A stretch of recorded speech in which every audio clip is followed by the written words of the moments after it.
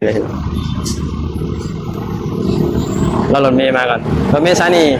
มันชิมาซ่าไหนรถเมย์ซานี่รอสักพักหนึ่งก็เลยมันจะมาเห็นทางถ่ายรูปเลยพี่น้องเดี๋ยวถ่ายเขาไปถ่ายรูปก่อนเนาะถ่ายรูปติดบัตรนี่ละไปถ่ายรูปพี่น้อง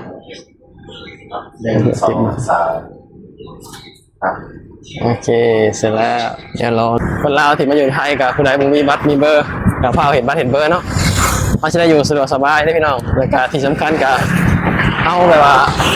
อยู่ถึงต้องตามกฎหมายของประเทศไทยสินะเอาในบริษัททำบัตร MOU พี่น้องการยื่นเอกสารกันจ่ายครั้งแรกพี่น้อง1,399คนละสีคนเดียวนี่จ่ายไป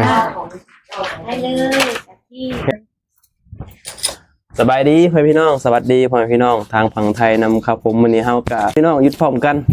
นางก็หยุดงานเพิ่นเฮาก็หยุดงานเพิ่นมื้อนี้เฮาก็สิเดินทางไปมื้อนี้เฮาสิไปบริษัททำบัตรแรงงานพี่น้องทำ MOU เนาะนี่ยืนก่อนไปยื่นเอกสารแบบนี้นะแล้วก็ต้องรอเขาเจ้าเรียกนายจ้างไปนี่เอกสารนายจ้างเพิ่น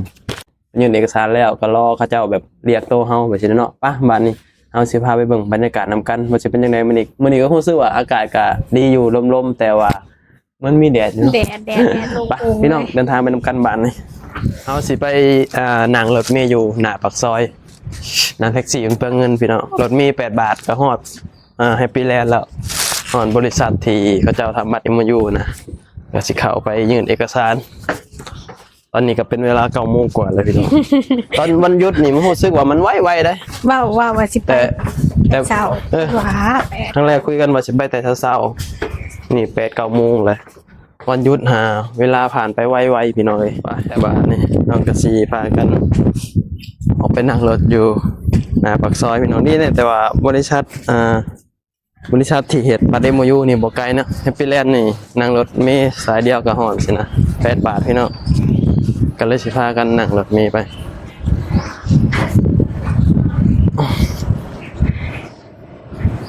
แดดแห้งเอาป้ายรถเมล์เลยเรารถเมล์มาก่อนรถเมล์สายนี้มันสิมาซ่าไหนรถเมล์สายนี้รอสักพักหนึ่งก็เลยมันจะมา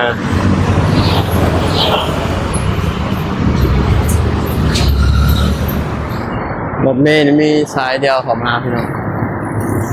แล้ว8 บาทนี่เตรียมเงินก่อนขึ้นรถเมล์ก็ต้องเตรียมเงินเหรียญก่อนพี่น้องจังแบบสะดวกสบายกับแบบว่าเจ้าหน้าที่พนักงานเพิ่นเนาะนี่10 บาท70 นาทีผ่านไปพี่น้องรถเมล์ยังบ่มาอยู่เพราะว่ารถเมล์สายนี้มันแบบว่ามันมีอยู่สายเดียวเนาะที่เข้ามาในซอยเนี่ยต้องรอพี่น้องรอต่อไปนั่งแท็กซี่มันก็แพงนั่งรถเมล์ดีกว่ารถเมล์มันแค่8 บาทเนาะก็ประหยัดไปได้หลายพี่น้อง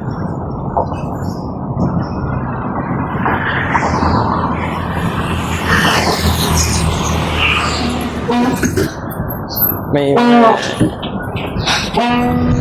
รอแล้วรออีกกว่าสิมาพี่น้อง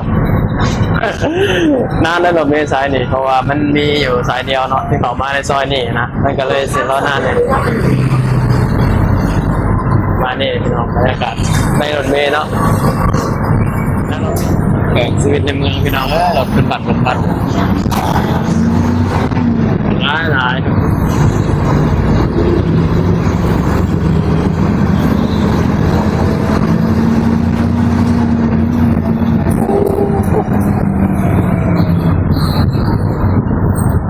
สะพานประเทศไทยพี่น้องมักง่ายเนาะสะพานโอ้พ่อใหญ่ระวังเด้อผมใหญ่เข็นรถข้ามทางระวังเด้อใหญ่เด้อด้านหลังว่างครับด้านหลังเลยครับ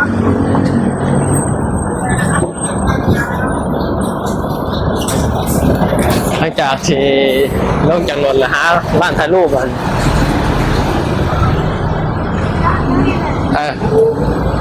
หาร้านถ่ายรูปแล้วเขาจะได้เข้าไปพี่น้อง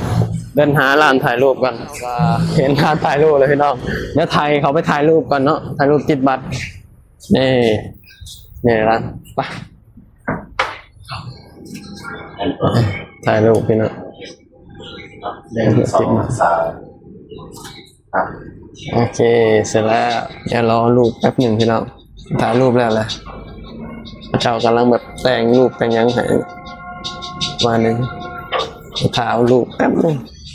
นี่ได้แล้วพี่น้องนี่ลูกคนนี่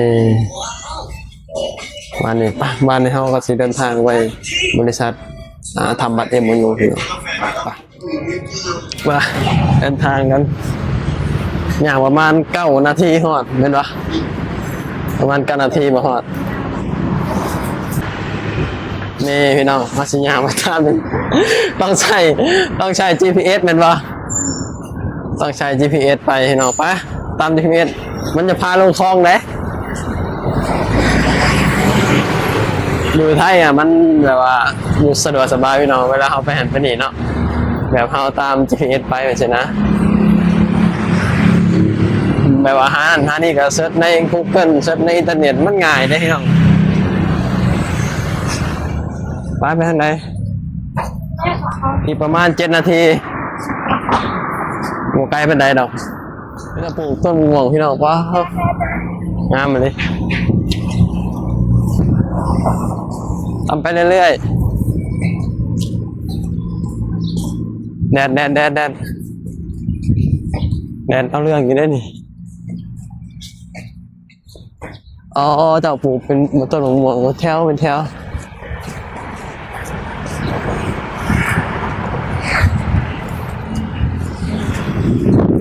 ไปใกล้แล้วละอีก6 นาทีแถวนี่แหละพี่น้องแนมหาก่อนบริษัทเขาเจ้าโอ้โหแถวไหนเนาะเป็นในบริษัทที่ใหม่ทำเกี่ยวกับ MOU เนาะคนลาวที่มาอยู่ไทยกับผู้ใดมึงมีบัตรมีเบอร์กับพาเห็นบัตรเห็นเบอร์เนาะเขาจะได้อยู่สะดวกสบายได้พี่น้องและการที่สำคัญกับ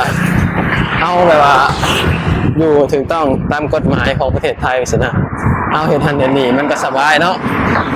พอมีบัตรนี่เขาก็สามารถแบบว่าเปิดบัญชีได้สินะเพราะว่าบัญชีนี่ก็สำคัญพี่น้องเพราะว่ามันเห็นโอนเงินสะดวกสบายสินะไปหันไปนี่ไม่ต้องพกเงินสดก็ได้สินะ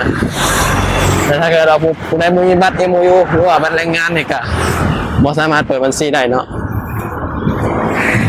ใกล้แล้วใกล้จะนอนแล้วใกล้แล้วบ่อีกนาที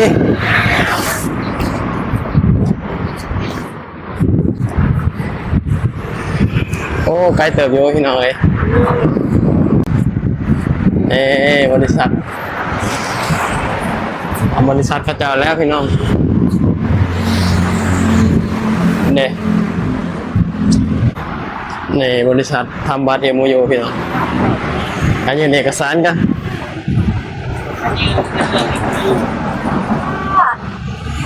จับของ